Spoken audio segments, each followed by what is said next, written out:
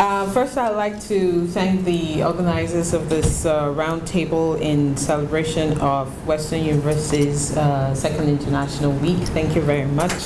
I feel honored to be invited to be part of this panel with this other distinguished gentlemen and women over here. I work as the program coordinator of Women of the World program at London Intercommunity Health Center, and through my work, I support immigrants, women's healthy integration into this London community. I accepted this offer not just to tell my story, but to share the stories of the women that I support through my work and to, hopefully elevate their voice as well. I'm originally from Nigeria. I was born several years ago. I'll leave you to guess how many.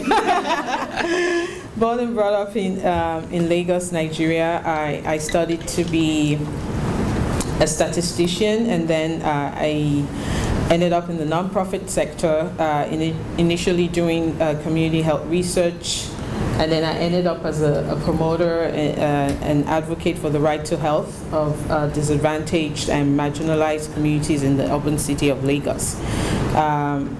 The organization that I worked for then worked to promote the social and economic rights of people in slum communities who were mostly results of rural-urban migration and internally displaced because of ethnic rivalries, all coming to the overcrowded city of Lagos. We supported them to secure basic essential services, health, food, shelter, using the human rights framework. I did this work for over 6 years, and then in the course of doing that, I had the opportunity to visit America, Europe, and some other parts of Africa, and engage with other human rights activists from different parts of the world. I got the opportunity to study in the United States in 2006 and got my master's in non-profit business management. It was while I was in the US that I applied for permanent residency to come to Canada. I arrived here, I first landed in Canada in 2010. I came to Canada as a federal skilled worker, migrated here in search of a better life, a stable democracy where human rights and religious freedoms are more respected. I was looking for safety and security and opportunities for, a better future for my children. Nigeria gained independence from the British in October 1st, 1960, 54 years ago.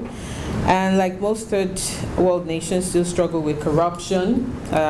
Major causes of decline in Nigeria's economic fortunes has been political instability and bad governance. Nigeria was under dictatorship rule for over 30 years, and that has, like most other countries with prolonged military rule, this has led to economic and social stagnation and decline. These factors and search for a better life and better opportunities for my children all contributed to the decision to migrate to Canada. I came to London in particular because I had family who had lived here for some years, and having them here made the settling process for me and my family so much easier. We had a place to stay till we found our feet. We had guidance and direction in terms of where to go, what agencies to connect with, and generally help with the settling process. This made a world of difference, and we settled and integrated fast. After less than 5 years in London, it already feels like home to us. I emigrated from Nigeria because of the socio-political and economic factors. Like most other people in similar situations, I faced similar challenges of separation from family and friends. Living in a familiar environment for the unfamiliar is never an easy decision, no matter the circumstances or reasons for the move. It takes a lot of courage, determination, and the hope and expectation that life is better on the other side. The highlight of my settlement experience is the work that I do. I've been blessed to find a job close to what I did back in Nigeria with a similar yet different population. Through the WOW program, we support integration of immigrant, newcomer, and refugee women into London using a health promotion philosophy.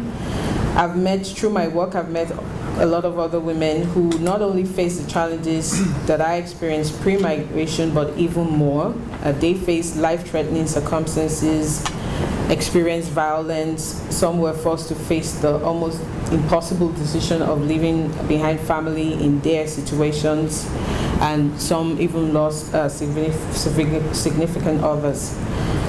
The journey here was safe and comfortable for me, but for some of these women, they faced often dangerous, usually long journeys, some having to move from country to countries.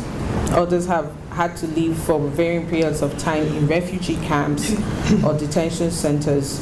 Some lose family along the way. My settlement process in getting here, like I said, was pretty easy, mostly because I had family here, and they have been a huge support. My first language is English, so it was easy for me to communicate. And I had lived in North America before, a country with similar culture with Canada, and lived in a state, Colorado, with similar weather as Canada. So for the most part, that helped with settling down. After finally arriving here, the challenges they face in the settlement process for most of these other women is bad, if not worse. It starts with communication barrier, not understanding the language, culture shock, the cumulative stress experienced throughout migration process, and most importantly, the discrepancies between expectations and reality. Dealing with all these issues often results in depression, suicide ideation or attempts, substance abuse, parent-child conflict, and these are all realities confronting us today, and which has a definite impact on the health of individuals, families, and our community as a whole.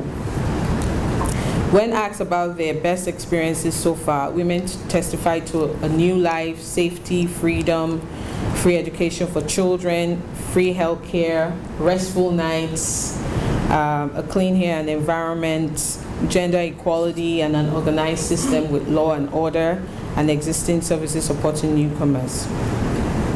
For worst experiences is the lack of jobs, especially in London, the bills, racism, culture shock, stereotyping, lack of opportunities, loneliness, and the loss of a sense of belonging to your community.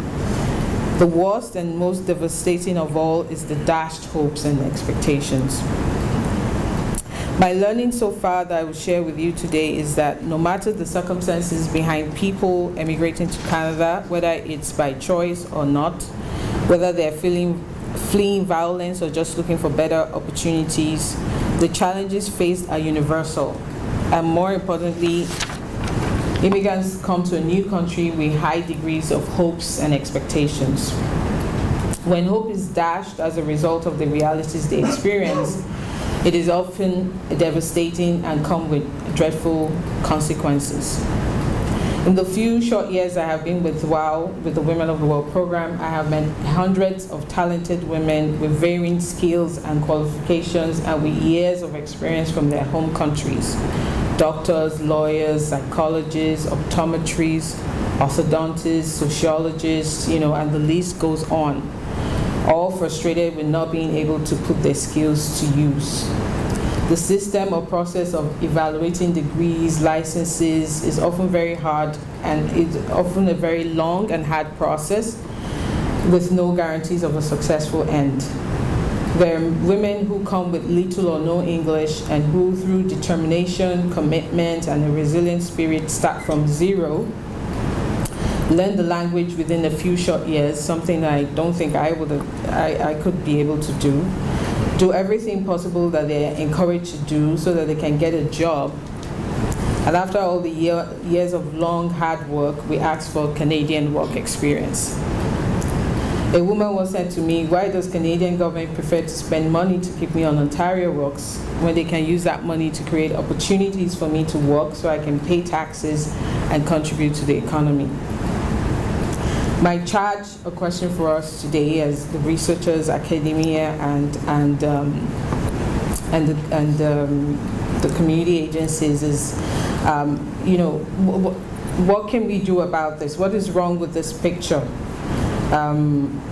What is wrong with the picture of having doctors, professors, psychologists becoming cab drivers and cashiers at McDonald's or Tim Hortons?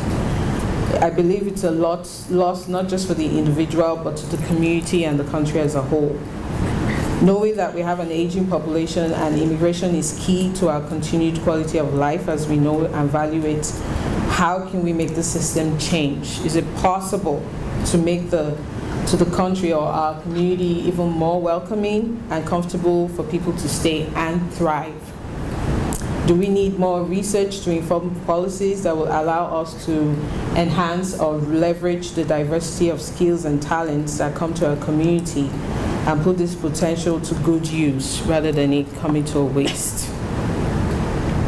So that's some questions I leave for us to reflect on. In terms of what advice do I have for newcomers coming to Canada, I would say for those who are coming in as skilled workers, so those who are coming in as a choice, as skilled workers, do the research, manage expectations, don't take no for an answer. I know that